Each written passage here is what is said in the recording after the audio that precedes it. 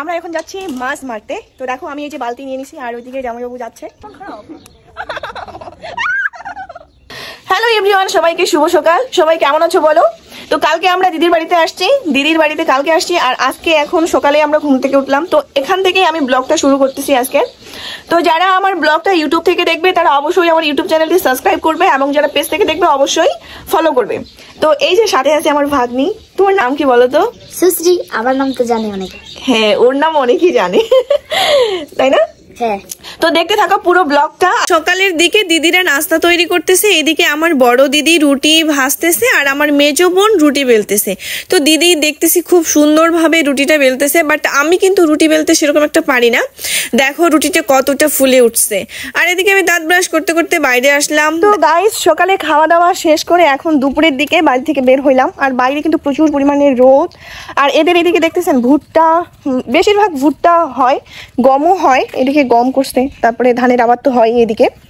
আর তো আমি দিদিদেরকে খুঁজতে বের হয়ে গেছি, ঠিক আছে, এই রোদের মধ্যে। কারণ দিদিরা সকালে খাওয়া দাওয়া শেষ করে দুপুরের দিকে ওই যে গরুদের জন্য ঘাস খেতে আসছে, ঘাস কাটার জন্য।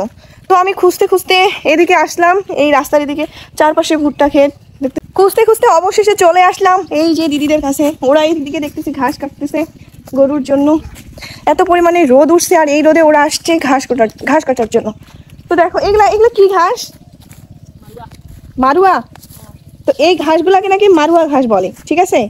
তো এই যে দিদি জামাইবাবু ওরা সবাই মিলে আসছে, তো এদিকেই আমি আসলাম। আর এই যে সম্পূর্ণ ঘাসটা ওদের না, গরুর জন্য। তো ভালোই লাগলো। আগে মানুষ হচ্ছে শুধু খড় খাওয়াইতো, ঠিক আছে। তো এখন কম বেশি দেখতেছি সবাই ঘাস করতেছে গরুর খাবারের জন্য।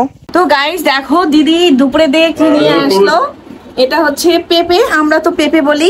তোরা কি বলিস বল? গাইবান্ধার মানুষ কি বলে? পাকুয়া। পাকুয়া বলে। এটা কোনো নাম হইলো ভাই? তোমরা কি বলো? পেঁপে বলি আমি। পেঁপে পাকুয়া বলে, কিন্তু আমরা বলি পেঁপে। আমরা উত্তরবঙ্গে আমরা এটাকে পেঁপে বলি, আর গাইবান্ধার মানুষ নাকি পাকুয়া বলে, যেটা শুনলাম আর কি। তো পাকা পেঁপে কিন্তু খেতে কিন্তু ভারী মজা হবে, ঠিক আছে। কি কথা বলবে বলো? তুমি বলো, তোমাদের ভিডিও করতেছে, বলো। পেঁপে খাইতে কিন্তু অনেক মজা।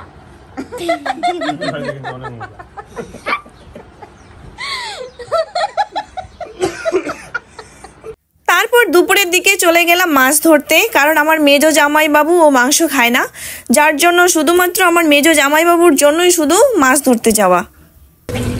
এই দিদি কি করতেছিস? কি করতেছিস রে? ও এই যে মাংস ধুচ্ছি, মাংস রান্না করবো এখন। খালি তেল, এগুলো তো খালি তেল দেখা যাচ্ছে।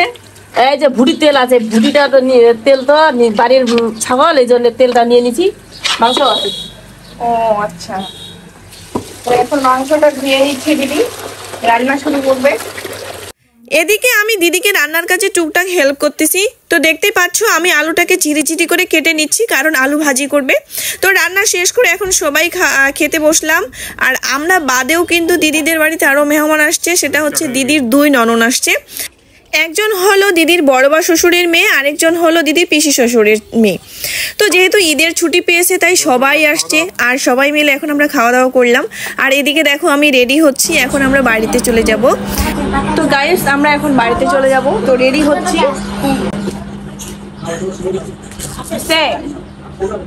হয়ে গেছে না? ভারী হয়ে গেছে।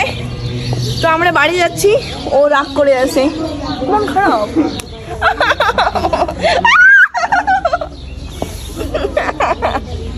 শুনো, কবে আসবা বলো দেখি?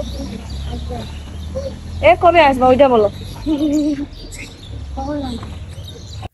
সব শেষে বিদায়ের পালা। তো এখন আমরা বাড়িতে চলে যাব, যার জন্য গাড়িতে উঠলাম।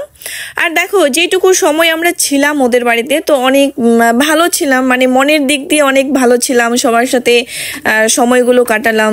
তো এখন আমাদেরকে চলে যেতেই হবে, ঠিক আছে। তো ব্লগটা আজকে আমি এ পর্যন্তই রাখছি। কেমন লাগলো ব্লগটা অবশ্যই কিন্তু কমেন্ট করে জানাবে। আর দেখা হবে নেক্সট কোনো ব্লগ ভিডিওতে। সে পর্যন্ত ভালো থাকো, সুস্থ থাকো, টাটা।